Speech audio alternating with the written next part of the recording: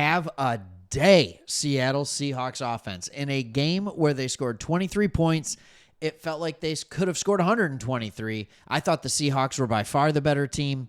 The players in the first half that were playing a lot, they absolutely dominated the Raiders.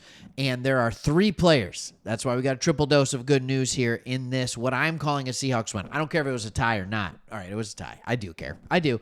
But the most important is the players going in the first half who are battling for roster position. Sure, there might be a player or two out there that are battling for a roster position in the second half, but for the most part, these guys that are on the bubble that you want to make the team played really, really well. And so we're going to highlight 3 people. But before we do that, if you are new to this channel, my name's Craig. Me and my buddy Chris started this 2-3 years ago.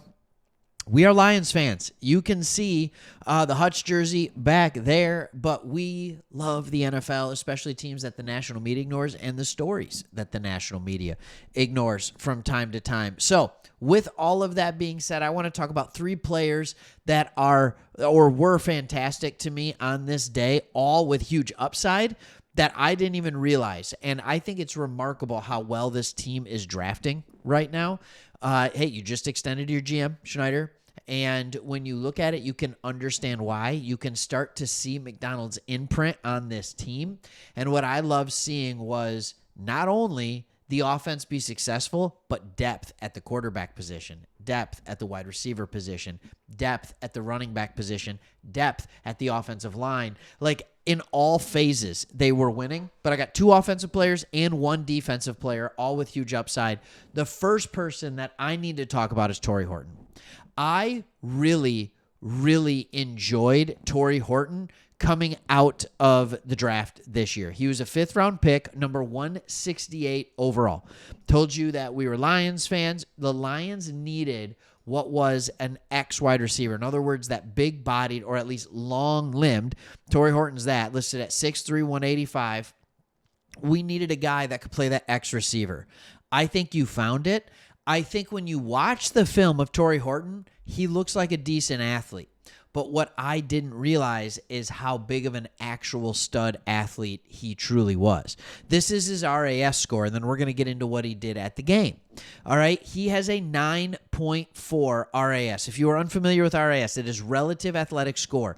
It compares him to every wide receiver that is ever tested at the combine. If you get a 9.4, you are more athletic based on testing at the combine than 94% of wide receivers that have ever tested. He is the 207th most athletic wide receiver. Now, I'm not saying, when you're 4.46 speed, that's really good. That's really good. When you combine that with the height, when you combine that with the explosion, it gets you that top 10% of wide receivers and top 10% of athletes. This doesn't mean he's going to be just this guy that you look at him on the field and ridiculous, because when I was watching the game last night, and by the way, you are obsessed with football when you're watching games of preseason games of teams that aren't your team. Like, you're obsessed when you're doing that. And it was a lot of fun to watch this. It really, really was. But Horton had an absolute day. First catch was a quick catch underneath for 8 yards, lined up in the slot. He was out wide in his next catch, showing some of that multifaceted offense that he can bring. Fought through contract with Decamarion Richardson, who's actually been playing really well in camp for the Seahawks. And Richardson was even flagged on the play. And then the final catch was the one that impressed me. I think when I watched his college film and highlights, the burst and things like that, it seemed like he was kind of, he had long legs and he could get moving, get up to speed. I didn't anticipate the burst that he had. To be able to make 2 defenders run into each other and then spin around easily and make another defender look stupid. I was just like, oh my goodness, I'm in on this guy, and he's really good. And I just want to show you this as well. This is PFF. If you look down at the bottom over here, all he has done over his collegiate career. Now, he's an older wide receiver. Not really. He's only 22 years old, right? But got to play 5 years, especially when he went to Colorado State. He just became a remarkably efficient wide receiver. Not always a deep threat guy, nothing like that. Average yards per reception went down from his 3rd year to his 4th year, but just a guy that played well, played consistently. I didn't realize the burst. All right, I've spent way too much time talking about one guy. The next person we need to talk about is George Holani. Oh my goodness. Dude, holy Holani. This is the guy everybody forgets about. The other running back from Boise State, the guy you had last year. I think it could be made that even though he had a good showing last preseason, I think he averaged over 4 yards per carry on like 15, 20 carries, something like that. That Damian Martinez being picked up in the 7th round was going to knock him out of this team if they were only going to keep 4 wide receivers. But then Kenny McIntosh gets a season-ending ACL, and then Holani not only comes out and shows that he was the best running back of the night by far, 7 rush attempts, 61 yards, all right? He came out and he was the running back getting all the carries early on. He was showing, and the coaching staff was showing, that George Holani was ahead of the depth chart of Damian Martinez. And when you watch, here's another guy. When you watch George Holani run, are you thinking to yourself, supreme athlete? Because he has that almost like stiff legs and things like that. You're not. Look at him. He is. He is a top 10% athlete at his position. His explosion is elite. He showed it with jump cuts. He showed it with being able to take a run that was blocked off on the inside, cutting it to the outside, getting around the edge, scoring a touchdown. All of that kind of stuff he was able to do. It was really, really impressive. It was really impressive. And this is a guy that I'm just like, yep, he's going to make the team. And when you have a guy like Kenneth Walker who's hurt often, you need to have another guy with Charbonnet that can come in and take 5 to 10 carries a game. Could Holani be it?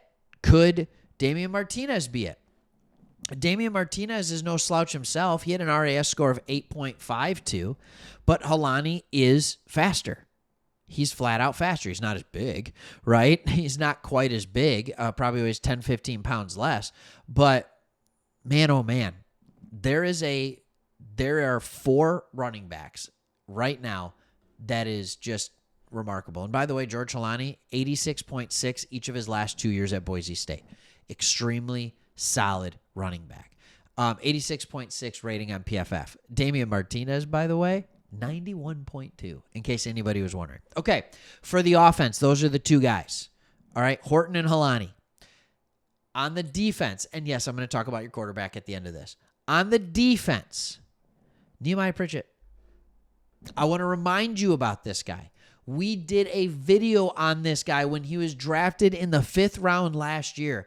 And we talked about how the Seattle Seahawks stole a burner, right? And a guy that could absolutely be a player. If you remember, he's a guy who ran a 4.36 out of Auburn, but it was a guy that had a lot of learning to go.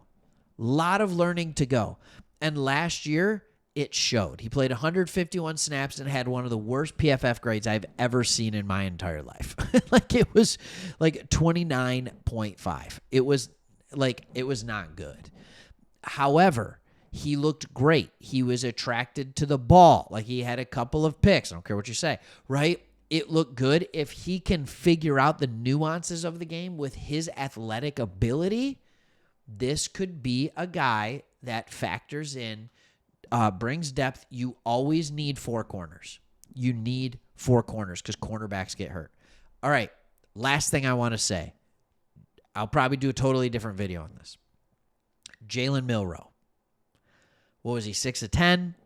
Seems like, and quotes from Drew Lock, from McDonald, were like, hey, he made really good decisions with the ball throwing, but man, oh man, did he look electric with his legs as well. You saw some of the things that were different between him and a guy like Lamar Jackson, where when you have a defensive lineman coming in, like he couldn't make a miss, it's kind of that lateral quickness.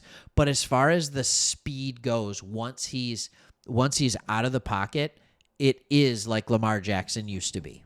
It is remarkably fast, and it's rare for a player's speed to jump out at you on a football field in the NFL. His jumps out. There's something there, ladies and gentlemen.